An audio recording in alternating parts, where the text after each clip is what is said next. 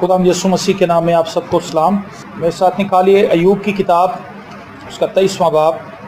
ایوب کی کتاب، اس کا 23واں باب، اس کی 10ویں، 11ویں اور 12ویں آیت خداوند کے پاک کلام میں سے ہم تلاوت کریں گے۔ اور خدا کے زندہ کلام میں یہ لکھا ہے، لیکن وہ اس راستے کو جس پر میں چلتا ہوں جانتا ہے، جب وہ مجھے تالے گا تو میں سونے کی مانند نکل آؤں گا۔ میرا پاؤں اس کے قدموں سے لگا رہا ہے، میں اس کے راستے پر چلتا رہا ہوں اور برگشتہ نہیں ہوا۔ میں اس کے لبوں کے حکم سے ہٹا نہیں، میں نے اس کے منہ کی باتوں کو اپنی ضروری خوراک سے بھی زیادہ ذخیرہ کیا۔ آمین۔ لیکن وہ اس راستے کو جس پر میں چلتا ہوں جانتا ہے۔ یہ ایوب کی سٹیٹمنٹ ہے۔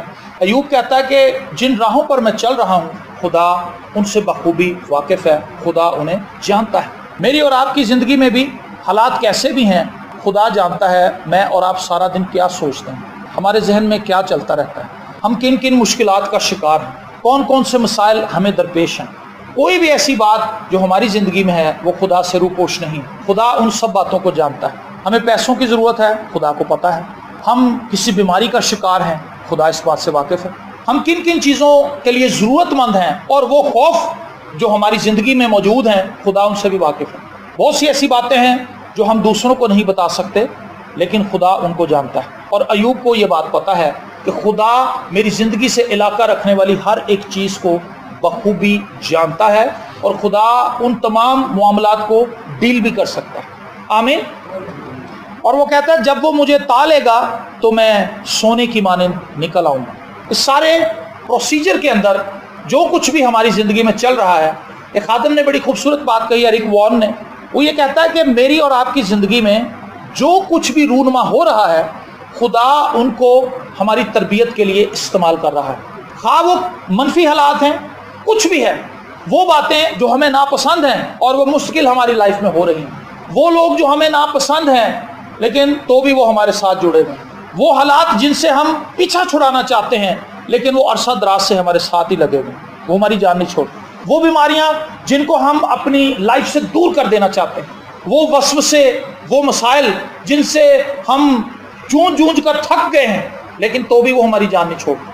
تو ایرک وارن کہتا ہے کہ خدا ان تمام چیزوں کو ہماری تربیت کے لیے استعمال کر رہا ہے۔ اور ایوب نے کتنی خوبصورت بات کہی کہ جب خدا مجھے تالے گا، وہ بھی یہی بات کہتا ہے۔ خدا نے ہمیں ایک ایسی گھٹالی کے اندر ڈال رکھا ہے جہاں پر خدا ہمیں مستقل گھما رہا ہے، صاف کر رہا ہے۔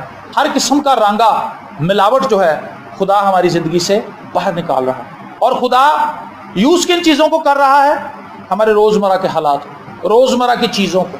کئی لوگوں کو بہت زیادہ پیسہ دے کے آزما رہا ہے، کئی لوگوں کو غربت دے کے آزما رہا ہے، کئی لوگوں کو بیماری سے آزما رہا ہے، کئی لوگوں کو صحت دے کے آزما رہا ہے، کئی لوگوں کو اولاد دے کے آزما رہا ہے، کئی لوگوں کو اولاد نہیں دی اسے، لیکن وہ پھر بھی بھلا ہے۔ اور خدا سب چیزیں ہماری لائف میں ہونے دیتا ہے تاکہ خدا ہماری زندگی کے اندر اپنا جلال ظاہر کر سکے۔ پریز دی لارڈ۔ تو ایوب کہتا ہے کہ خدا مجھے تا رہا ہے اور جب وہ مجھے تالے گا تو میں سونے کی مانند نکل آؤں گا، میں پیور بن جاؤں گا، میں ایسا بن جاؤں گا کہ خدا کا جلال کثرت سے میری زندگی سے ظاہر ہوگا۔ میرا پاؤں اس کے قدموں سے لگا رہا ہے۔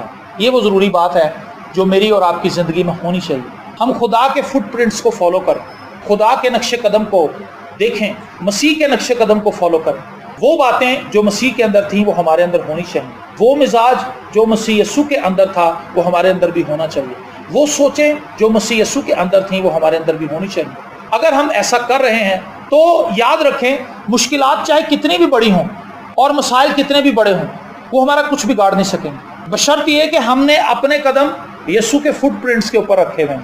سمجھ رہے ہیں آپ میری بات؟ اگر ہم ادھر ادھر پھر رہے ہیں اور حالات مخالف ہیں تو آپ سمجھیں کہ وہ ہمارا کباڑا کر دیں گے، وہ ہمارا نقصان کر دیں گے۔ لیکن اگر ہم مسیح کو فالو کر رہے ہیں اور یہ مسائل ہماری زندگی میں آ رہے ہیں تو یہ خدا کے جلال کو ظاہر کرنے کا باعث بن جائے گا۔ یار جو تھا وہ یسوع کے ساتھ چل رہا تھا، اکثر ہم اس بات کو بیان کرتے ہیں، تو اس وقت اس کو بری خبر ملی کہ تو استاد کو اب تکلیف نہ دے، تیری بیٹی مر گئی، لیکن یسوع نے کہا کہ تیری بیٹی مری نہیں، میں اس کو جا کے جگاؤں گا۔ تو جب ہم خداوند کے ساتھ ہیں چاہے کتنی بھی بڑی بری خبر آ جائے خداوند اس کو خوشی میں ٹرانسفر کر دے گا، خوشی میں بدل دے گا۔ لیکن اگر خدا ہمارے ساتھ نہیں ہے تو مشکلات جب ہماری لائف میں آئیں گی تو پھر وہ ہمارا نقصان کریں گی، ہمیں تباہ کریں گی، ہمیں برباد کر دیں گی۔ میں اس کے راستے پر چلتا رہا ہوں اور برگشتہ نہیں ہوا، میں اس کے لبوں کے حکم سے ہٹا نہیں۔ اگر ایوب کی کتاب پڑھیں تو اس کے پہلے چیپٹر کے اندر خدا نے خود اپنے منہ سے بات کہی کہ کیا تو نے میرے بندے ایوب کو دیکھا ہے؟ وہ کامل ہے، وہ راست باز ہے، وہ نیک ہے، اور وہ ایسا شخص ہے جو میرے حکموں کو بجا لاتا ہے۔ آمین۔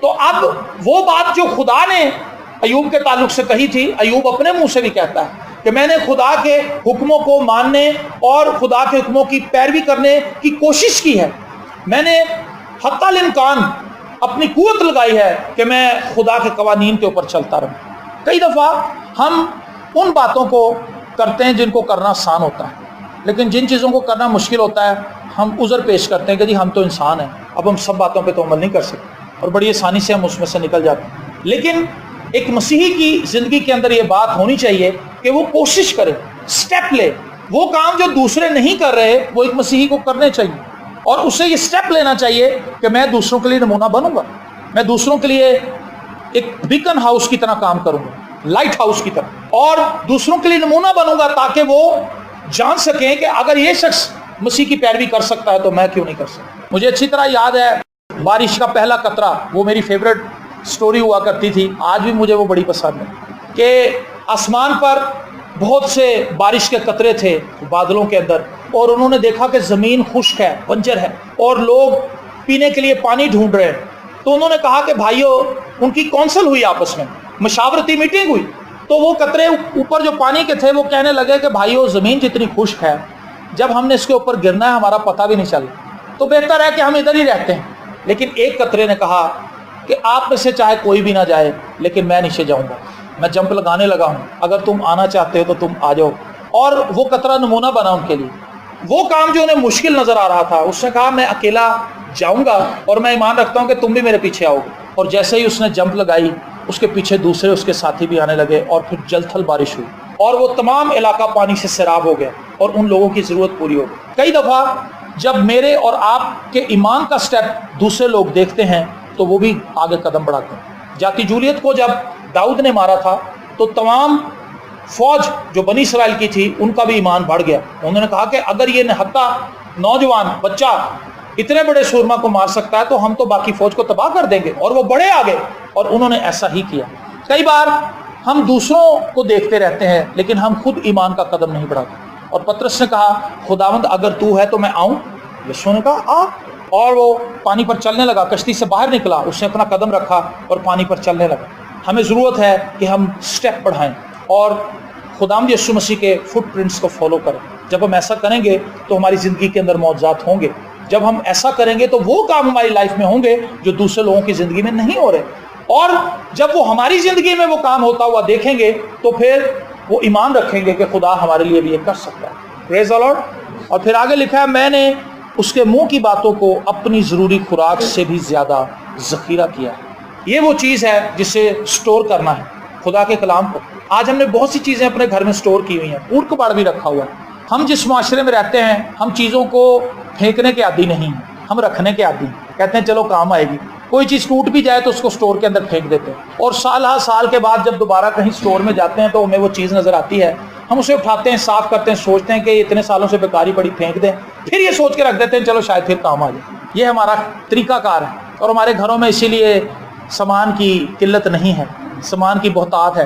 پلنگ کے نیچے نظر ماریں تو سامان ہی سامان ہے، ڈبے ہی ڈبے ہیں، کارٹن ہی کارٹن، کپڑے بھی بے شمار ہیں ہمارے پاس، اور ہم کہتے ہیں چلو یہ رکھ لیتے ہیں، گرمیوں میں یہ کام آئے گا۔ گرمیاں بھی گزر جاتی ہیں، سردیاں بھی آ جاتی ہیں۔ ہم نے غیر ضروری چیزوں کو بہت سٹور کیا ہے، لیکن خدا کے کلام کو جسے سٹور کرنے کی ضرورت تھی ہم نے اسے سٹور نہیں کیا۔ 2 ہفتے کے سالن ہماری فریجوں میں موجود ہیں، وہ کسی دوسرے کے پاس نہیں جاتے، لیکن ہم کہتے ہیں کہ چلو ارے تھوڑا جہا چکن پا لیں گے تو پھر ہم سیٹ کر لیں گے، ایسا کرتے ہیں نا، لیکن ہم خدا کے کلام کو سٹور نہیں کرتے۔ اور ایوب کہتا ہے میں نے اسے اپنی ضروری خوراک سے زیادہ، اسے کھانے پینے کی اتنی فکر نہیں ہے جتنی خدا کے کلام کی فکر، اسے یہ فکر ہے کہ خدا کا کلام کہیں سے مجھے مل جائے، خدا کا کلام میں کہیں نوش کر لوں۔ یرمیہ بھی یہی کہتا ہے تیرا کلام ملا اور میں نے اسے نوش کیا۔ یہ کھانے والی چیز ہے، یہ پھٹے پہ رکھنے والی چیز نہیں ہے، یہ کپڑے کے اندر لپیٹ کے رکھنے والی چیز نہیں ہے، یہ کھانے والی چیز ہے۔ اس کو کھائیں، اسے نوش کریں تاکہ یہ آپ کی روحوں کو تازگی بخش سکے، تاکہ آپ کی روحوں کو تر و تازہ کر دیں۔ ابھی ہم نے دعا کی ہے کہ بہت سے لوگوں کی لائف میں اداسی ہے، پریشانی ہے۔ اس کی ایک بڑی ریزن یہ ہے کہ ہم خدا کے کلام سے بھرے ہوئے نہیں، خدا کا کلام خوشی دیتا ہے اور شادمانی دیتا ہے، اور جب ہم خدا کے کلام سے اپنے آپ کو بھر لیتے ہیں مشکل ترین حالات میں بھی ہم شادمان ہوتے ہیں۔ جہاز ٹوٹ رہا تھا، لوگوں کو اپنے جان کے لالے پڑے ہوئے تھے، لیکن پولوس آرام سے بیٹھا ہوا۔ کیوں جی؟ کیونکہ خدا کے فرشتے نے آ کے اس سے کلام کیا تھا۔ جس کے پاس کلام ہے اس کے پاس نا امیدی نہیں، جس کے پاس کلام ہے اس کے پاس اداسی نہیں، جس کے پاس کلام ہے اس کے پاس آپ کو ایسی باتیں نہیں ملیں گی جس کے اندر نا امیدی پائی جائے، بلکہ وہ شخص جو کلام سے بھرا ہوا ہے وہ اطمینان سے بھرا ہوا ہے۔ اور وہ بیٹھا رہا، لوگوں نے کہا بھائی تو بھی اپنے دیوتا کو یاد کر، ادھر دیکھ کیا مصیبت پڑی ہوئی ہے۔ اس نے کہا خدا کے فرشتے نے مجھ سے کلام کیا ہے کہ جب تک میں اس جہاز کے اوپر ہوں، اس جہاز میں جتنے بھی لوگ ہیں ان کی جانوں کو کوئی نقصان نہیں ہوگا۔ آمین۔ یہ کتنی خوبصورت بات ہے۔ میری اور آپ کی زندگی میں سب سے زیادہ ضرورت جس چیز کی ہے کہ ہم خدا کے کلام کو اپنی لائف میں سٹور کریں، اور ایوب نے یہی کیا۔ ایوب کیسے سروائیو کر گیا، اتنے زیادہ دکھوں کو کیسے برداشت کر گیا؟ وہ خدا کے کلام کو جانتا تھا، خدا سے واقف تھا، اور خدا کے ساتھ اس کی رفاقت کا جو دورانیہ ہے وہ بہت طویل تھا، اور جب اس کی لائف میں دکھ آئے تو خدا کے فضل سے ان دکھوں کو برداشت کر سکتا، اور اس نے خدا کے نام کو جلال دیا ان دکھوں میں۔ خداوند نے دیا تھا، خداوند نے ہی لے لیا ہے، اسی کا نام مبارک۔ یہ وہی شخص کہہ سکتا ہے جو خدا کو جانتا ہے۔ جو خدا کو نہیں جانتا وہ کہتا ہے یہ کیا مصیبت خدا نے میرے پہ ڈال دی، میرا ایک ہی بیٹا تھا، میری ایک ہی بیٹی تھی، یہ کیا ہوا، میرا چھوٹا سا بزنس تھا وہ بھی تباہ ہو گیا۔ لیکن وہ شخص جو خدا کو جانتا ہے اسے یہ پتا ہے کہ یہ پہلے بھی خدا نے ہی ساری چیزیں اسٹیبلش کی تھیں، اگر اب یہ چلی بھی جائیں گی تو خدا دوبارہ انہیں بحال کر دے گا۔ آمین۔ اس مختصر سے پیغام میں آپ کو یہی بتانا چاہتا ہوں کہ خداوند کے ساتھ چلیے، خداوند کے فٹ پرنٹس کو فالو کیجیے، اور یہ بھی بات جان لیجیے کہ خدا آپ کی ضرورتوں سے واقف ہے، اور جو کچھ آپ کے اندر چل رہا ہے خدا اس سے بخوبی آگاہ ہے۔ میں جب دعا کرنے کے لیے بیٹھتا ہوں تو مجھے پتا ہوتا ہے کہ میری لائف میں جو بھی مسائل چل رہے ہیں خدا انہیں جانتا ہے۔ ہاللیلویا۔ اور پھر میں خدا کی شکر گزاری کرتا ہوں، خدا یہی ہے میری ضرورتیں ہیں، لیکن مجھے پتا ہے جس طرح تو نے ماضی میں پوری کی تھی تو اب بھی پورا کرے۔ آپ کچھ اچھا کرنا چاہتے ہیں خدا اس کو بھی جانتا ہے۔ ہمارے دل میں جو بدی کے ارادے ہیں خدا ان کو بھی جانتا ہے، اور خدا چاہتا ہے کہ بدی کے ارادے ہمارے دل میں نہ رہیں۔ یہ بدی کے ارادے کب تک ہمارے دل میں رہیں گے؟ خدا نہیں چاہتا کہ بدی کے ارادے ہمارے اندر رہیں، خدا چاہتا ہے کہ ہم نیک ارادوں سے بھرے رہیں، اچھے ارادوں سے بھرے رہیں، خدا کے کلام سے بھرے رہیں، تاکہ خدا کی برکت ہماری زندگی میں موجود رہے۔ اور آخری آیت جو ہم نے پڑھی تھی، میں نے اس کے منہ کی باتوں کو اپنی ضروری خوراک سے بھی زیادہ ذخیرہ کیا۔ سٹور کرنا شروع کریں، اپنے ذہنوں پر اس کو مسلط کریں، یاد کریں۔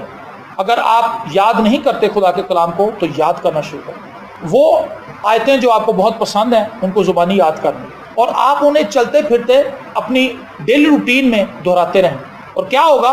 خدا ان آیات میں سے کچھ نئی چیزیں آپ کو سکھائے گا اور آپ کے ایمان کو تقویت دے گا۔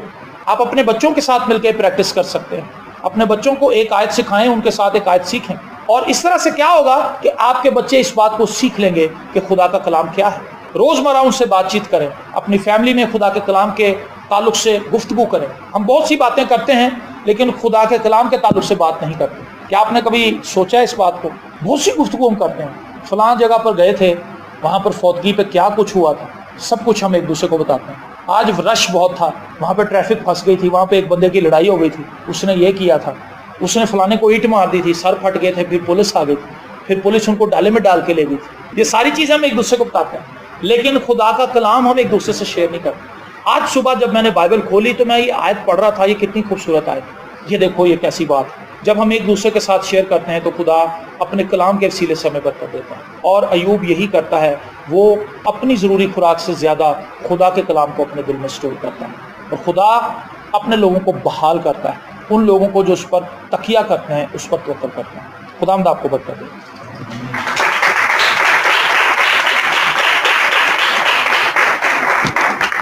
ہم سب دعا کریں۔